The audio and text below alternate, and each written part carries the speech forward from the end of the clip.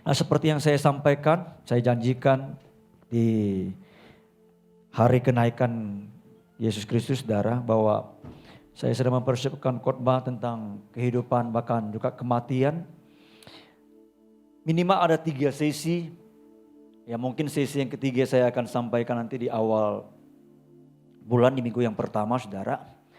Ya, nanti di minggu yang pertama kita akan belajar tentang neraka. Ketika saya menelusuri, mempelajari di Alkitab tentang neraka, ya begitu sangat mengerikan sekali, saudara. Ya, tanpa sadar seringkali kita memahami neraka itu ya hanya sebagai tempat penghukuman. Tapi itu menjadi tempat yang dikatakan kekal selama-lamanya. Ya, saya menemukan ada banyak tulisan-tulisan yang tidak percaya bahwa neraka itu ada, Tuhan ciptakan. Dia berkata, kenapa Tuhan perlu ciptakan neraka? Kalau gitu Tuhan itu seperti Tuhan yang tanda petik monster. Apakah dengan menghukum manusia selama-lamanya Tuhan begitu senang? Seperti itu, saudara. Ya, orang-orang seperti itu adalah orang-orang yang tidak mengenal Tuhan. Dan mereka tidak memahami firman Tuhan. Kalau mereka masih menjadi orang Kristen, mereka harus mengakui Alkitab adalah menjadi satu-satunya penuntun kebenaran buat kehidupan orang Kristen. Amin. Tidak ada tulisan-tulisan di luar Alkitab yang harus kita pegang selain firman Tuhan, saudara. Karena itu kalau kita menjadi orang percaya, kita mesti percaya kepada firman Tuhan, percaya kepada Alkitab. Bahwa Alkitab dari kitab Kejadian sampai kitab Wahyu adalah firman Allah yang diilhamkan ya untuk dituliskan kepada kita menjadi satu peringatan, untuk menyatakan kesalahan, untuk memperbaiki kita, ya untuk menasihati kita, saudara. Karena itu saya berdoa, ya saya menyampaikan ini, saya berharap saudara memperhatikan ini baik-baik, saudara. Saya akan mulai dengan apa yang Yesus sampaikan tentang kehidupan di dunia, juga kehidupan di neraka, saudara. Mari kita buka bersama-sama dengan saya Lukas pasal 16 ayat 19. Lukas 16. Saya percaya apa yang akan kita baca ini sangat familiar sekali. Sering kita dengar, ya, perikopnya adalah orang kaya dan Lazarus yang miskin, saudara. Ya, kita tahu bahwa ini satu kehidupan yang sangat kontras. Ada orang kaya dan juga ada satu yang bernama Lazarus. Dia miskin sekali, saudara. Dan hari ini saya mengajak kita baca bersama-sama, saudara. Ayat 19 mulai sampai ayat yang ke-31. Saya 19, saya saudara ayat 20. Kita silih berganti. Perikopnya orang kaya dan Lazarus yang miskin.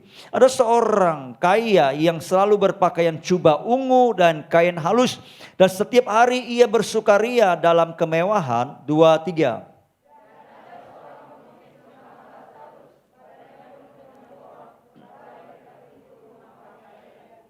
Dan ingin menghilangkan laparnya dengan apa yang jatuh dari meja orang kaya itu. Malahan anjing-anjing datang dan menjilat boroknya.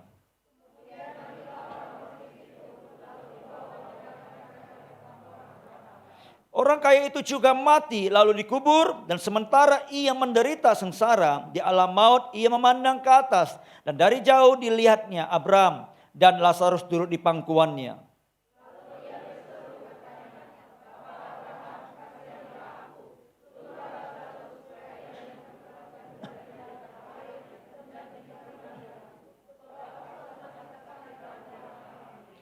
Tetapi Abraham berkata, anak, ingatlah bahwa engkau telah menerima segala yang baik sewaktu hidupmu. Sedangkan Lazarus segala yang buruk. Sekarang ia mendapat hiburan dan engkau sangat menderita.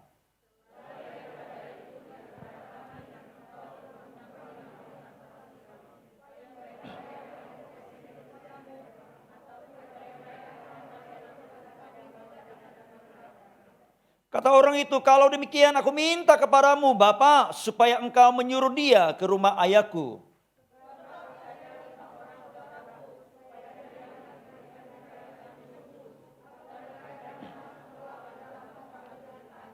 Tetapi kata Abraham, ada pada mereka kesaksian Musa dan para nabi. Baiklah mereka mendengarkan kesaksian itu.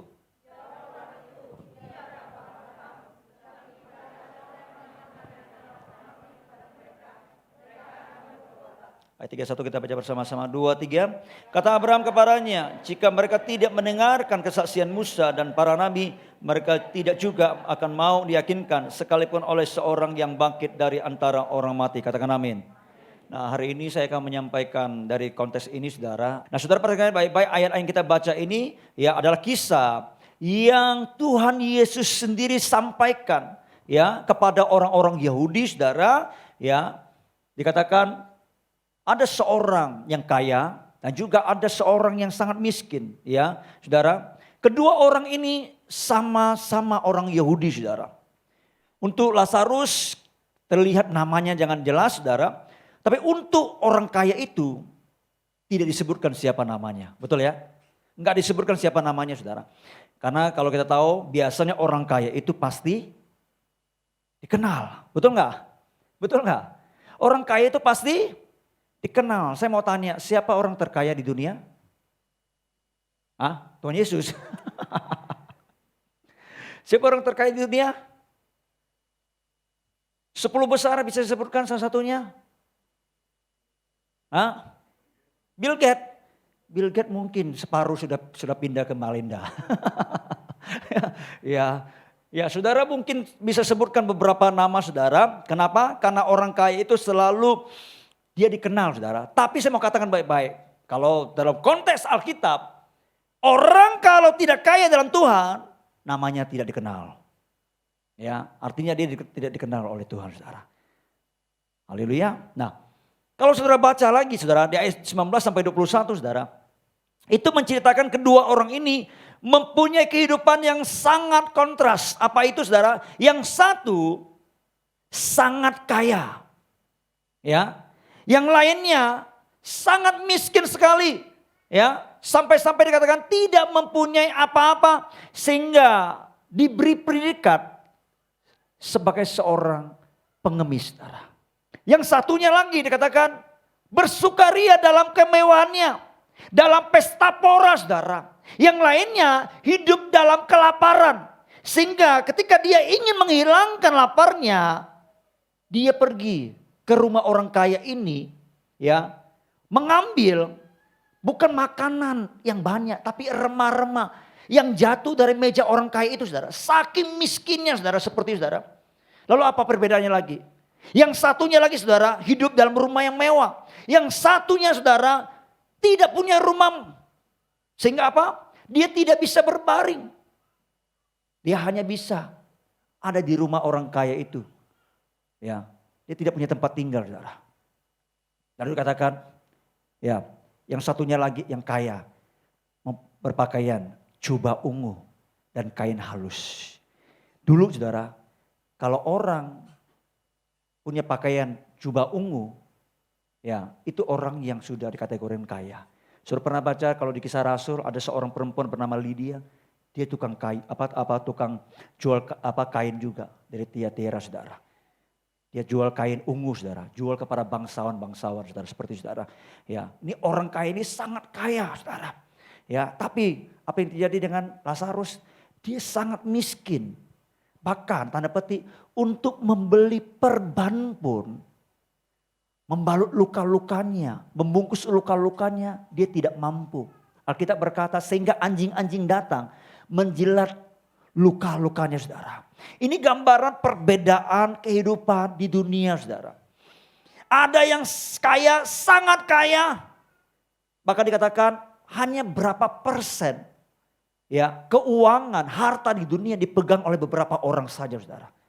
Dan misalnya kekayaan dunia itu hanya dipegang oleh beberapa orang saja, saudara.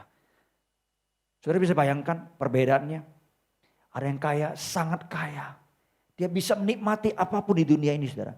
Tapi ada yang miskin, bahkan sampai tidak memiliki apapun. Makan aja, dia gak bisa, saudara. Ini kontras sekali kehidupan. Saudara pernah temukan seperti itu? Mungkin di lingkungan sekitar kita mungkin tidak yang seperti itu. Tapi kalau saudara lihat di YouTube, lihat di Google, saudara. Ya, lihat di berita-berita, saudara bisa menemukannya. Ya, ada yang kaya banget. Rumahnya seperti istana.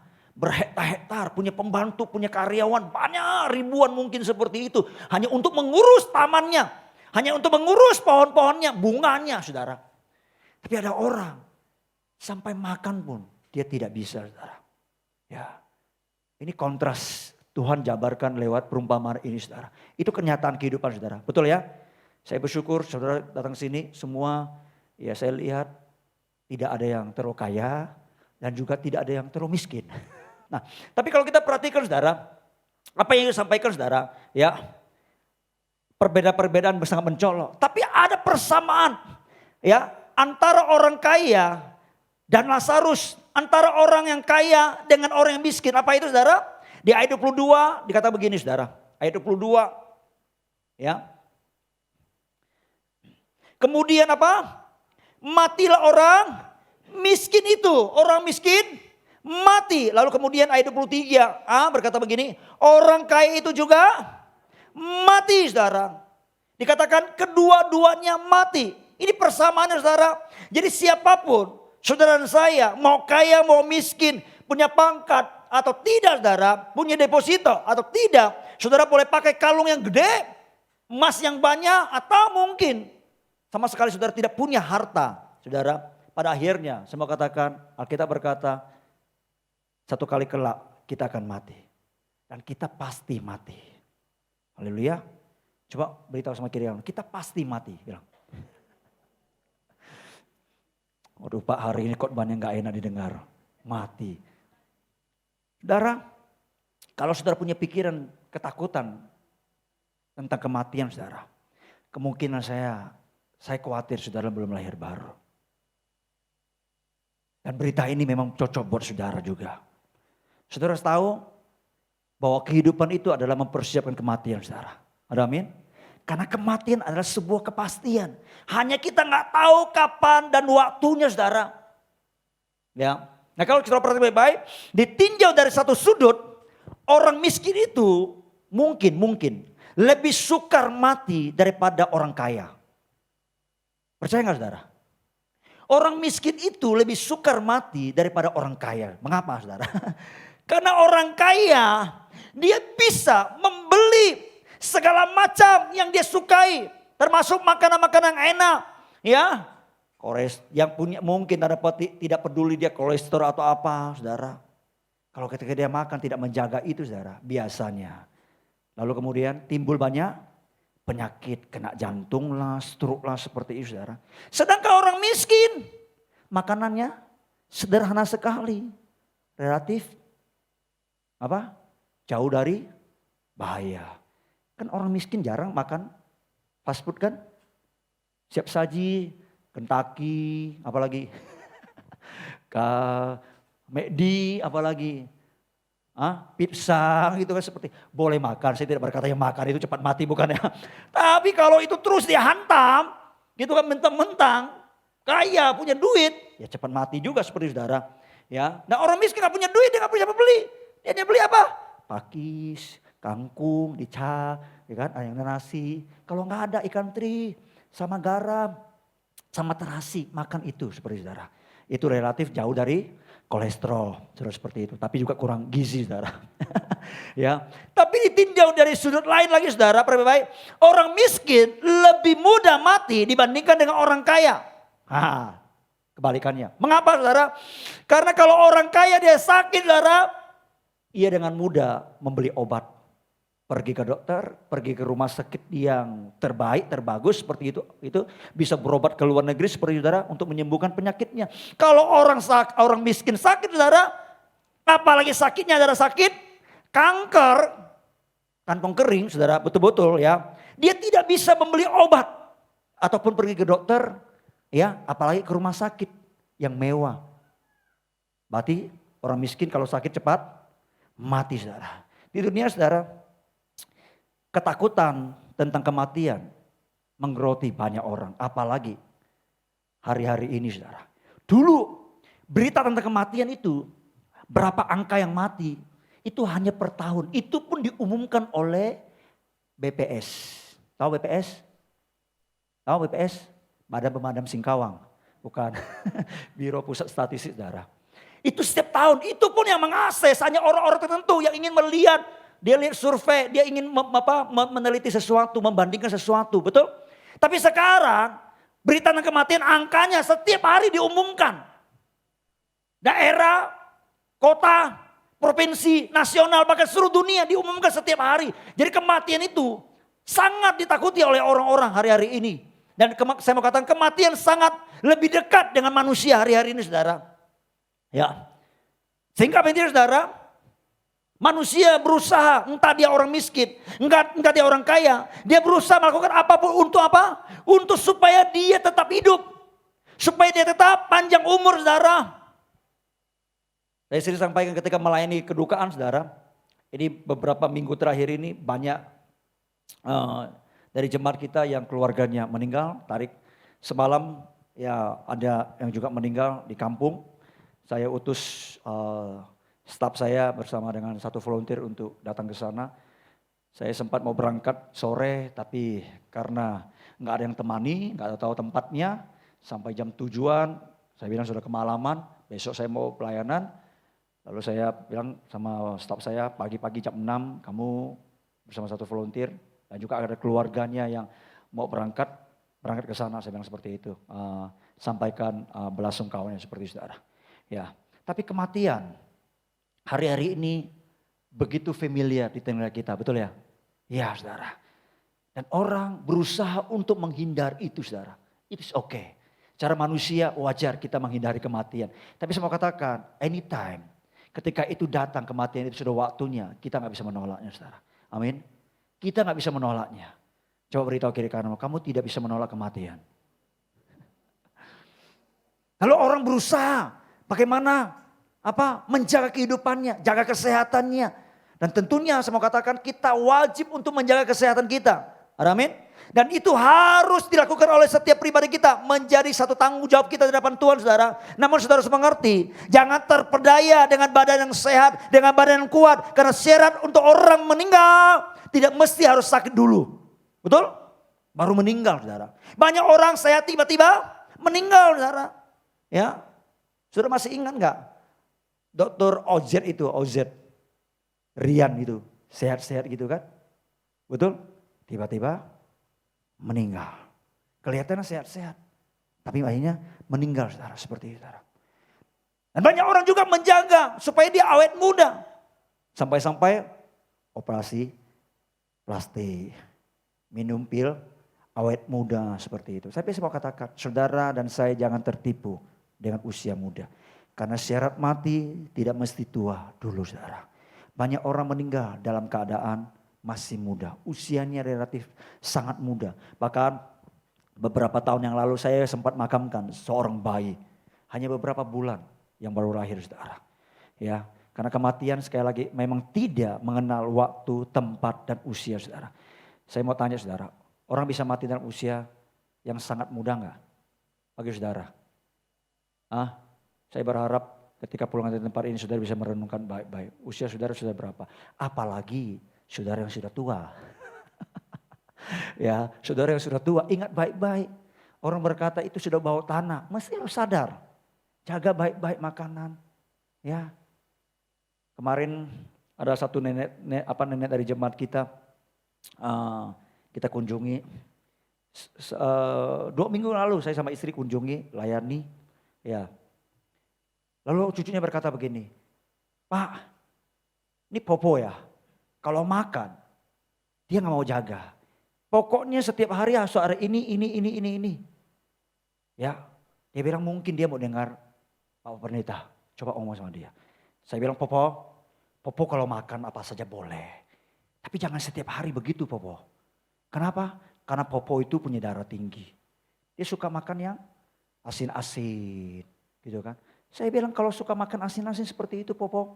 Ya Popo sekarang umur sudah berapa tahun yang? 82 ya? 79? 70 lebih saudara.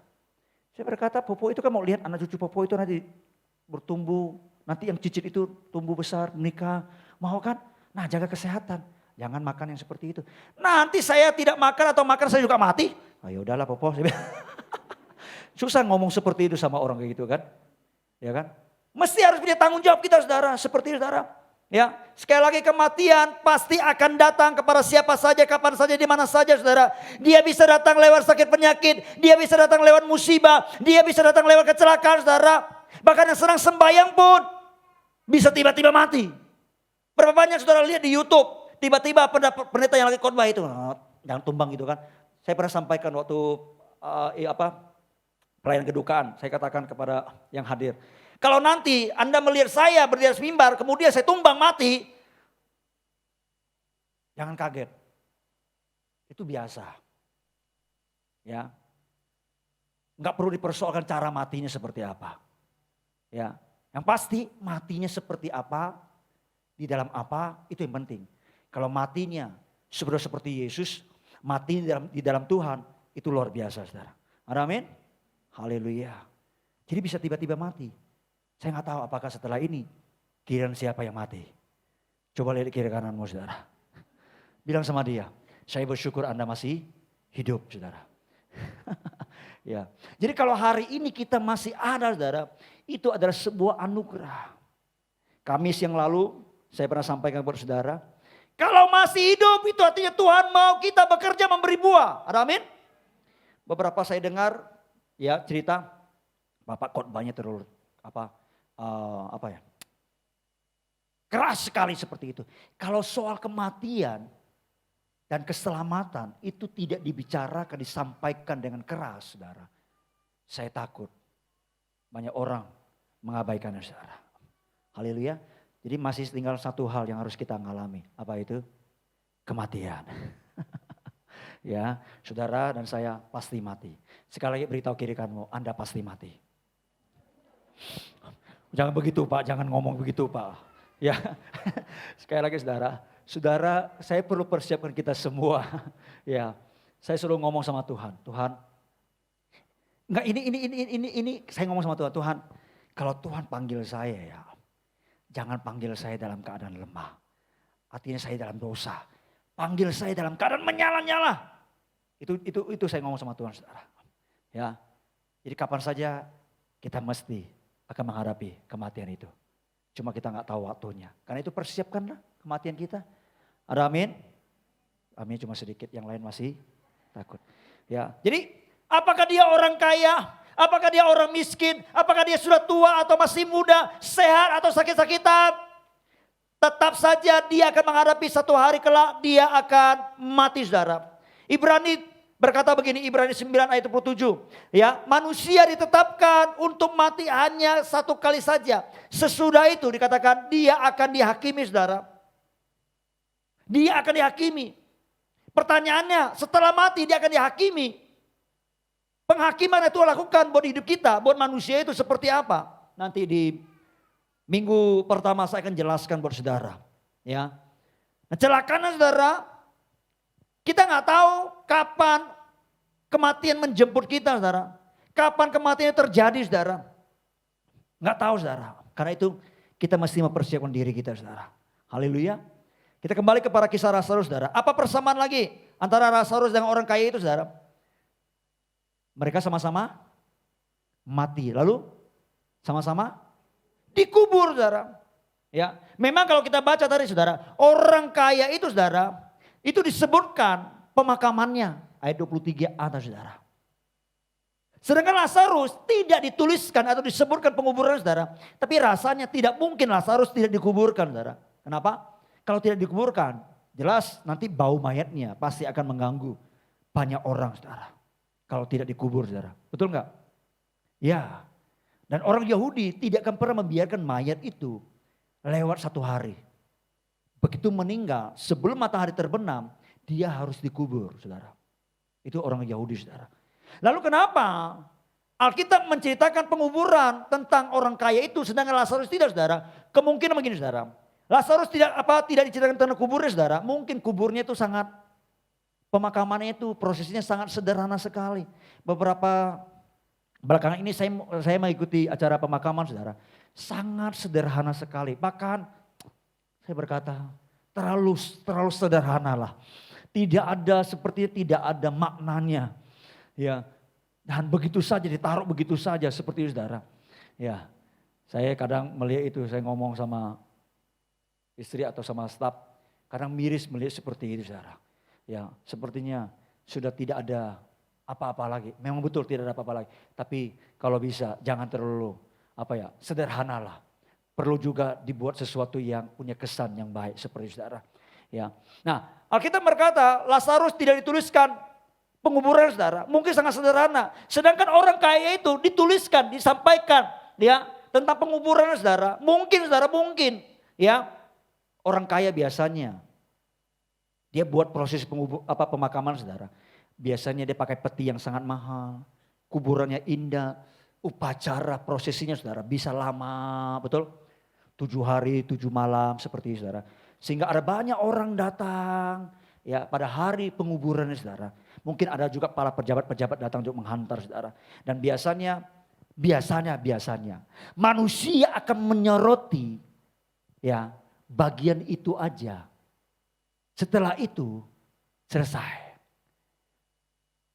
Mereka lupa setelah penguburan saudara ya ada kehidupan. Mereka anggap setelah kematian lalu dikuburkan itu dianggap sebagai akhir dari segala-galanya saudara.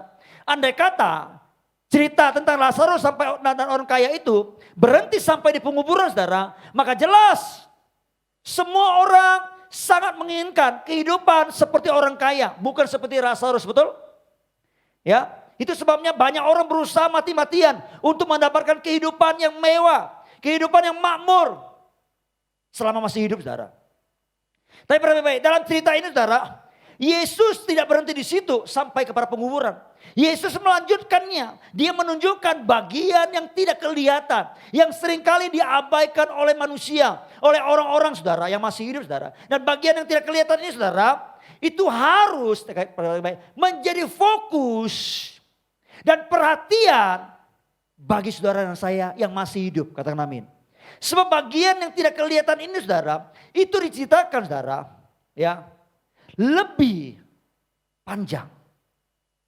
Tadi kalau yang kehidupan sampai penguburan saudara, itu hanya beberapa ayat.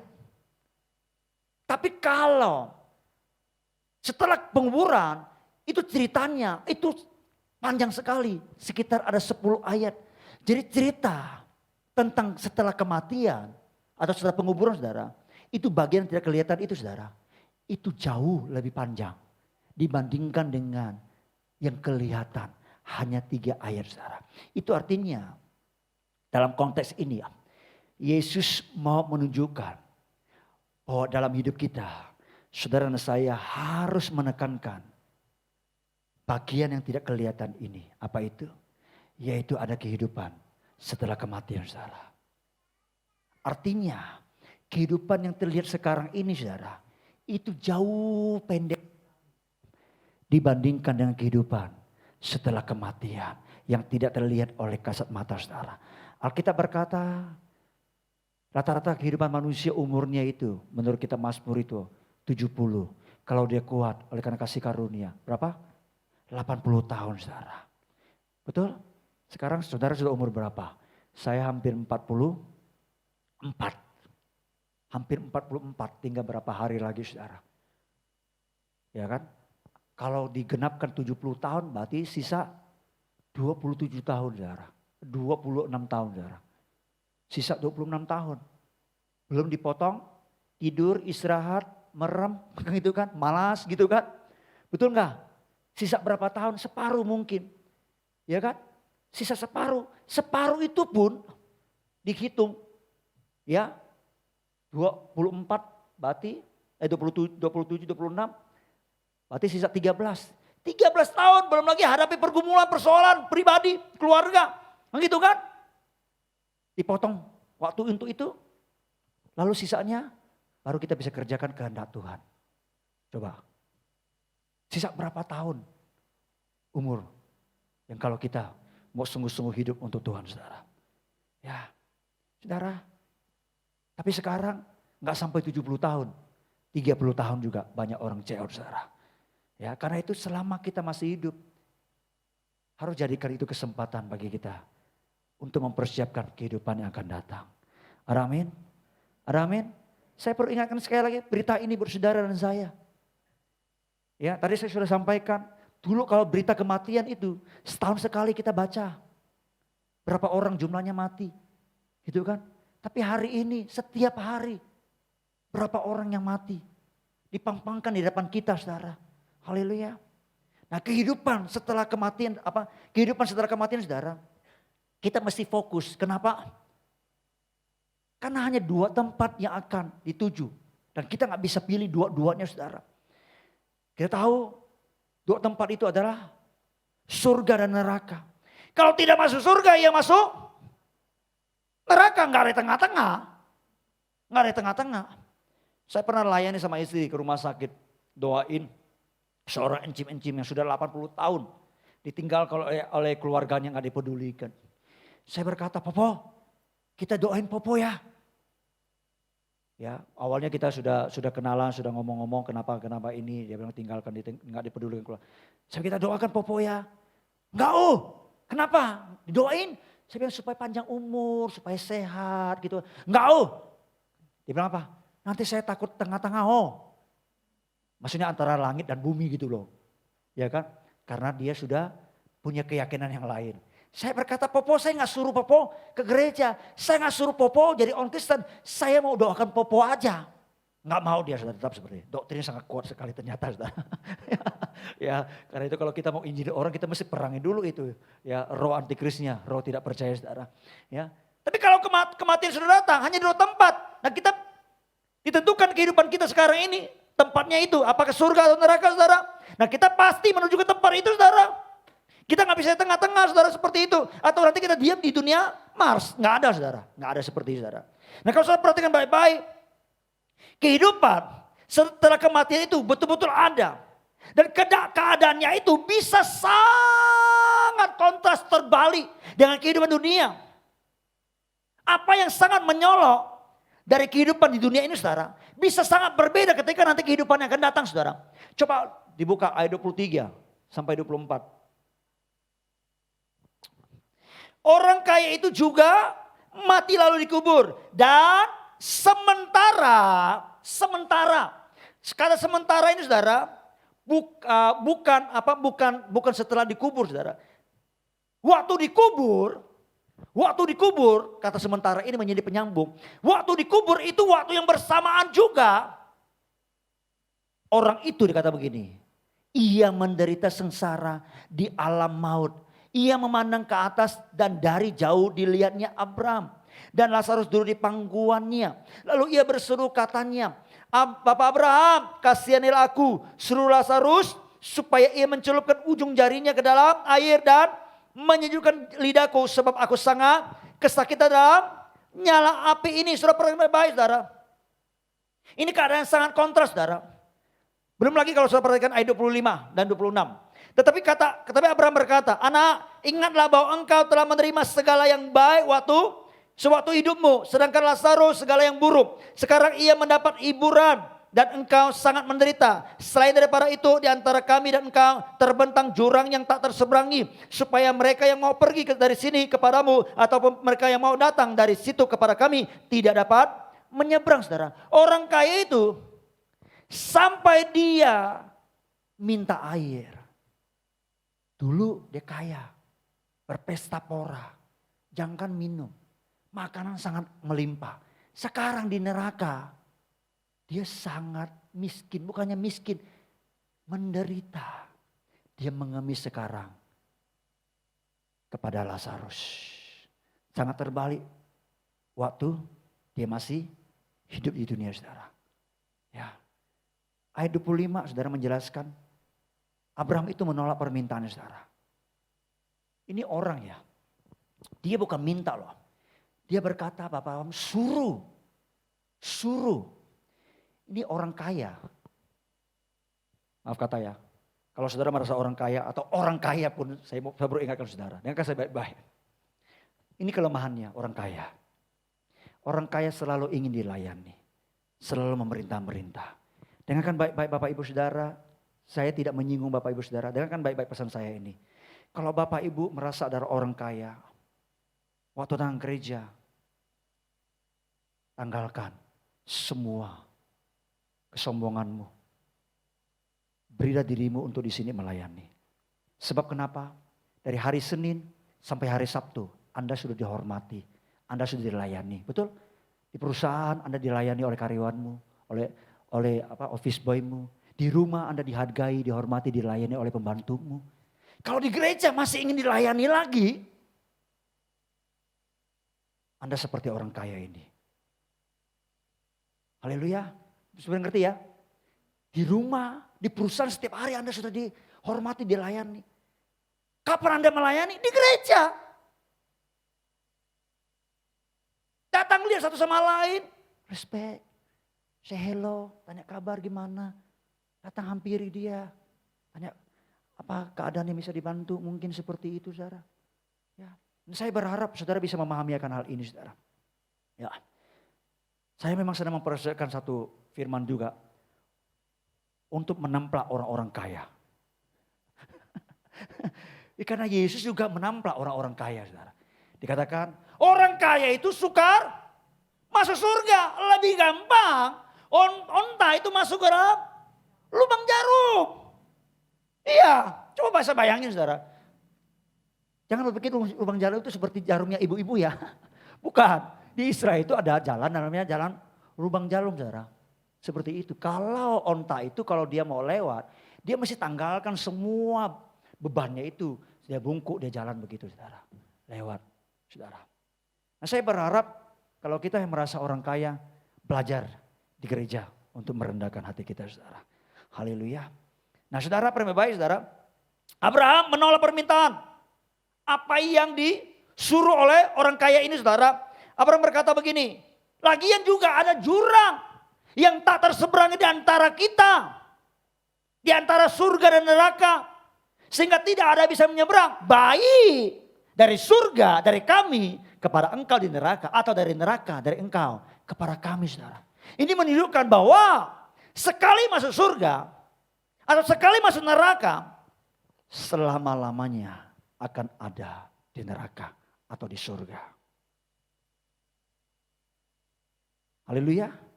Amin. Nanti minggu pertama saya akan jelaskan buat saudara.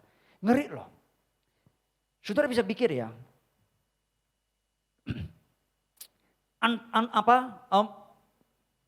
Kekal itu kita tuh berpikir begini. Coba bagi kita mungkin satu titik. Begitu kita bandingkan dengan kekalnya Tuhan. Itu seperti sebuah garis yang panjang yang tidak ada ujungnya. Coba saudara bayangkan. Itu sebabnya banyak orang menolak doktrin tentang gereja itu. Kenapa? Karena sangat mustahil. Kenapa Tuhan menghukum manusia di dalam kefanaannya dia berbuat dosa lalu menghukumnya kekal. Gitu kan? Memang cara logika itu gak masuk akal. Kok Tuhan kok seperti itu? Bahkan disebut oleh seorang pastor. Ya, saudara bisa klik di Google di YouTube itu. Ya, dia berkata itu monster itu Allah yang monster. Seperti itu. Tapi Alkitab menjelaskan terang benderang saudara. Ya, bahwa itu memang kekal adanya. Kekal adanya selama-lamanya. Saya mau katakan, Yesus mengajarkan tentang penghukuman, tentang neraka. Itu jauh lebih banyak daripada tentang surga. Yesus mengajarkan tentang penghukuman. Itu jauh lebih banyak daripada kasih. Tentang kasih saudara. Perhatikan baik. Betul. Itu artinya apa? Perlu kita perhatikan dengan sungguh-sungguh saudara. Abraham berkata, gak bisa. Kita terpisah oleh jurang ini, gak bisa terseberangi. Ada jurang pemisah yang tidak punya jembatan untuk kita bisa lewati saudara. Konon katanya saudara, karena kepandaian manusia bisa membuat jembatan yang bisa menyeberangi awalnya yang tidak bisa terseberangi. Itu manusia sekarang saudara. Kita bisa akui itu. Kalau saudara lihat dulu Bali untuk lewati ke Surabaya, gitu kan?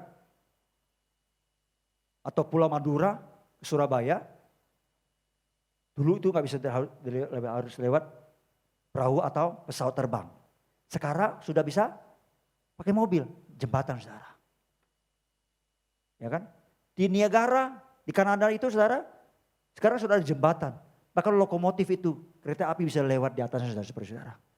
Ya, saudara, tidak ada yang bisa membatasi manusia dalam konteks kehidupan di dunia saudara. Tapi saya mau katakan, sepintar-pintarnya manusia membuat apapun saudara. Di dunia kekal itu saudara, tetap dia tidak bisa berapa-apa. Ada jurang dan lautan yang tidak pernah bisa diseberangi oleh kepandaian manusia, oleh teknologi manusia, yang tidak bisa dapat diseberangi oleh sayap apapun saudara. Dan itu adalah jurang yang memisahkan antara orang yang hidup dan yang mati, antara orang yang sudah di neraka dengan orang yang di surga saudara. Jadi kalau ada orang bilang yang sudah mati bisa seberang, bisa pulang ke dunia saudara, itu bohong saudara. Ya kan?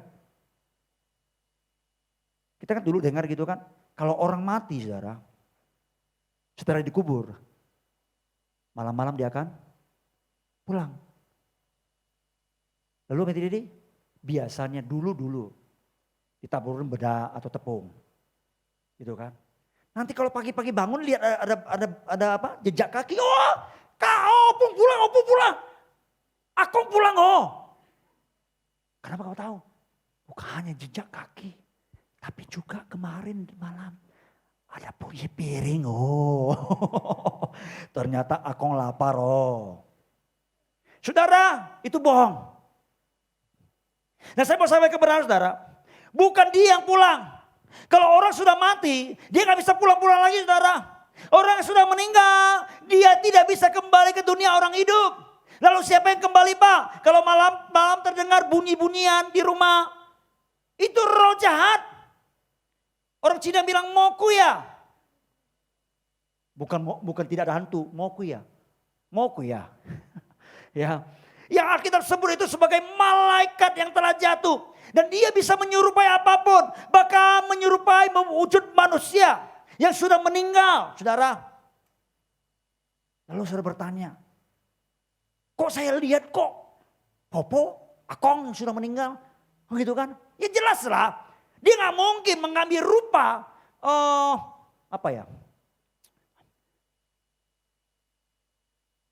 Mengambil rupa Hitler, mengambil rupa Gajah Mada. Saudara kan tidak kenal. Ya kan? Begitu dia mengambil rupa jadi nenekmu, apomu, kungkungmu. Kalau lihat kenal. Kalau dia jadikan Pati Gajah Mada, sangar begitu. Kelihatan galak, saudara pasti takut gitu kan. Apalagi bawa pentungan begitu seperti itu, saudara pasti lari. Ya kan? Dia kasih perlihatkan orang-orang sana kenal supaya apa? Supaya dia bisa menipu saudara. Haleluya. Jadi orang yang mati sudah tidak bisa kembali. Nanti malam saya akan jelaskan lebih lagi saudara. Dan yang terakhir dari kisah ini saudara. Ada satu peringatan yang Tuhan mau sampaikan kepada kita saudara. Apa itu? Coba kita buka ayat 27 sampai 31. Kata orang itu, dia orang kaya ya. Kalau demikian aku minta kepadamu Bapa, supaya engkau menyuruh dia ke rumah ayahku. Sebab masih ada 5 orang saudaraku. Supaya ia memperingati mereka dengan sungguh-sungguh. Agar mereka jangan apa? Masuk kelak ke dalam tempat penderitaan ini. Tetapi kata Abraham, ada pada mereka kesaksian Musa. Nanti saya akan jelaskan malam saudara, kesaksian Musa itu seperti apa saudara. Ya. Dan para nabi, baiklah mereka mendengarkan kesaksian itu. Jawab orang itu, tidak Bapak Abraham, tetapi jika ada seorang yang datang dari antara orang mati kepada mereka, mereka akan bertobat. Kata Abraham kepadanya, jika mereka tidak mendengarkan kesaksian Musa dan para nabi, mereka juga tidak juga akan mau diyakinkan, sekalipun oleh seorang yang bangkit dari antara orang mati saudara. Apa yang terjadi saudara? Ini satu peringatan yang Tuhan berikan, yaitu ada penyesalan di dalam kehidupan setelah kematian saudara. Orang kaya ini begitu ingin bahwa saudara-saudaranya itu diselamatkan supaya tidak masuk ke tempat penderitaan ini. Kenapa? Karena dia sudah mengalami saudara. Dia sangat ingin keluarganya yang ada 5 saudaranya itu diberkata dia selamatkan. Mungkin dia berpikir andai kata dulu saya memperdulikan apa yang orang beritakan, apa yang diberitakan oleh pendeta, apa yang diberitakan oleh penginjil. Ya, mungkin saya tidak di tempat ini, tapi semua itu sia-sia, saudara. Saya berharap saudara bisa memahami akan hal ini. Kalau saudara tidak mulai memberitakan Injil kepada orang-orang yang saudara kasihi, saudara mesti ngerti baik-baik. Di luar Yesus, neraka, saudara. Di luar Yesus, neraka. Saya perlu ngomong ini mungkin agak sedikit keras atau kasar, tapi itu fakta kebenaran. Saya sudah sampaikan bukan sebuah arogansi. Kamis kemarin saya sampaikan bukan arogansi. Yesus sudah menyampaikan itu. Saudara mesti ngerti baik-baik. Saudara bisa bayangkan kalau keluargamu tidak percaya lalu meninggal. Saudara tahu ujungnya kemana. Coba nanti pulang bayangin ya. Bayangin aja dulu. Bagaimana penderitaan dia di sana nanti. Bukannya sebuah titik, tapi satu garis yang tidak ada ujungnya, saudara. Kekal, disiksa terus di situ.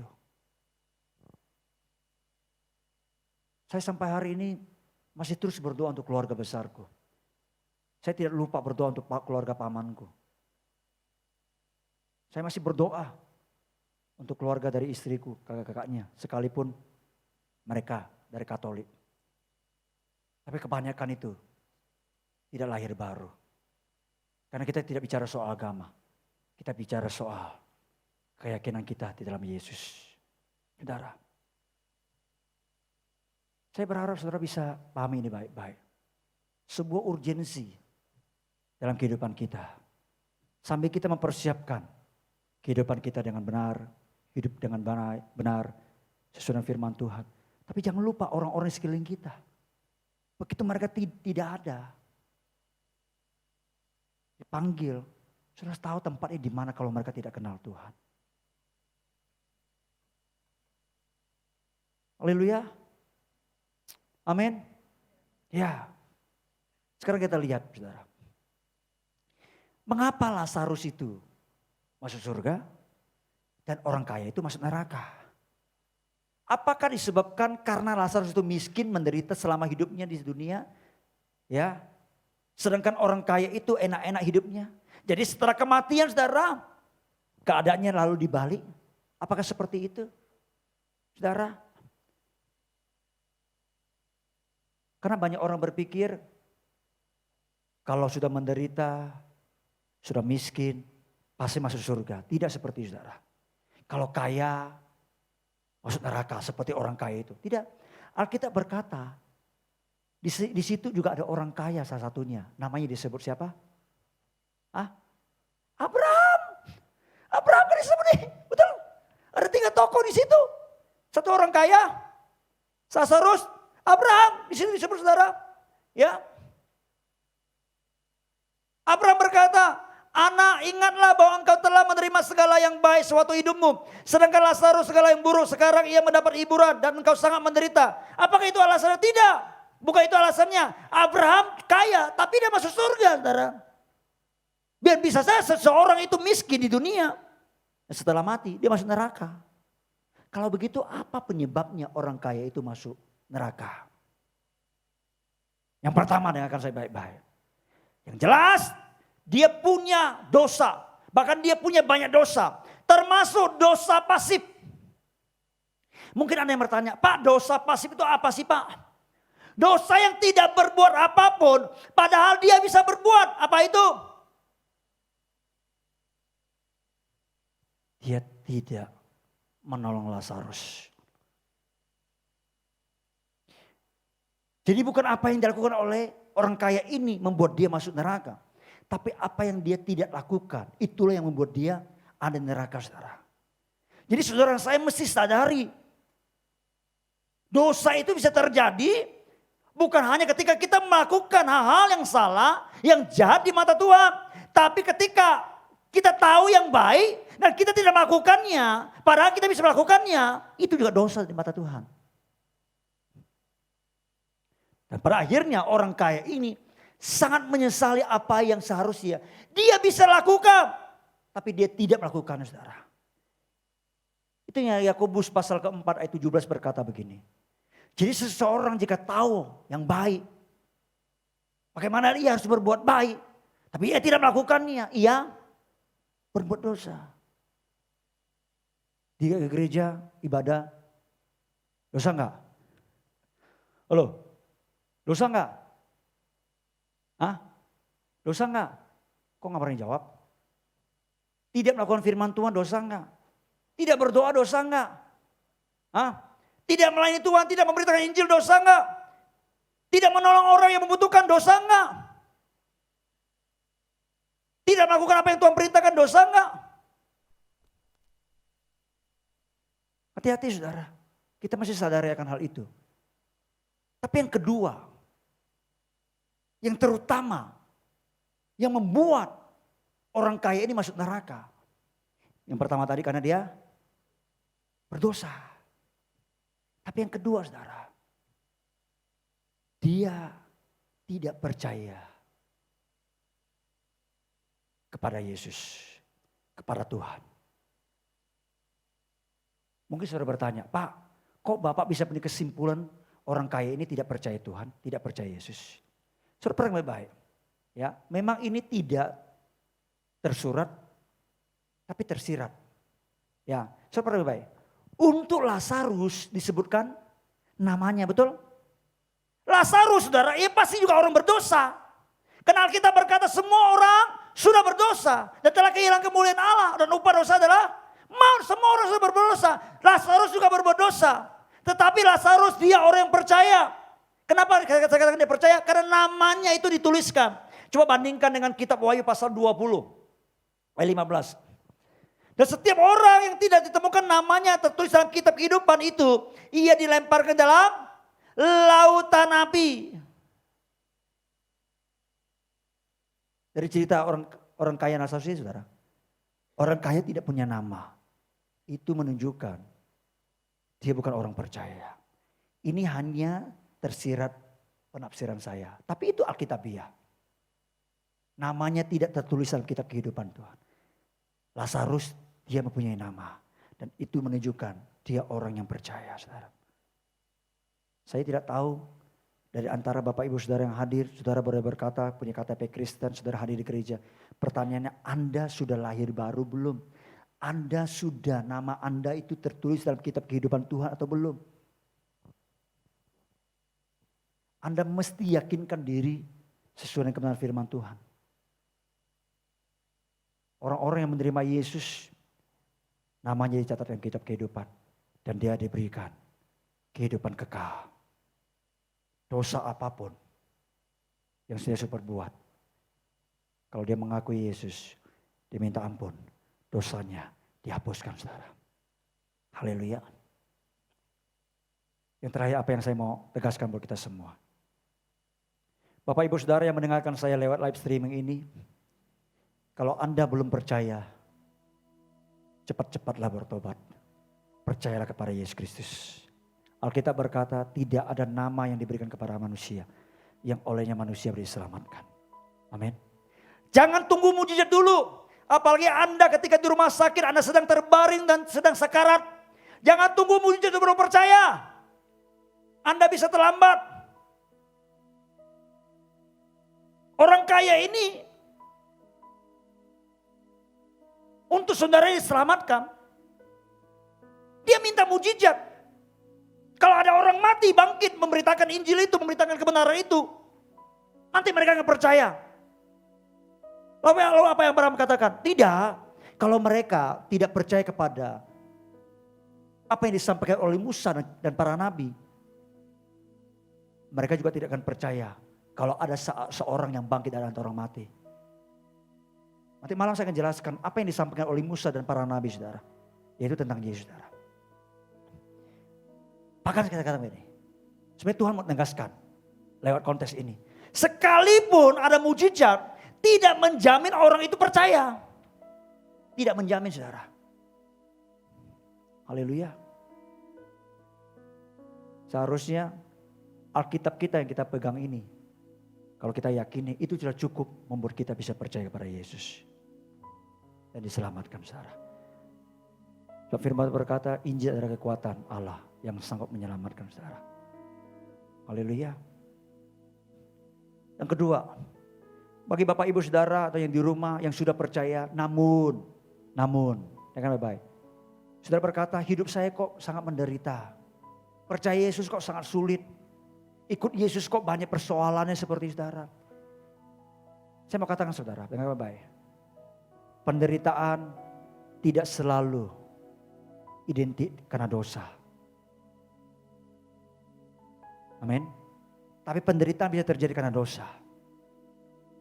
Kalau itu karena dosa, periksalah hidup kita. Kalau memang itu karena dosa, dan bertobatlah.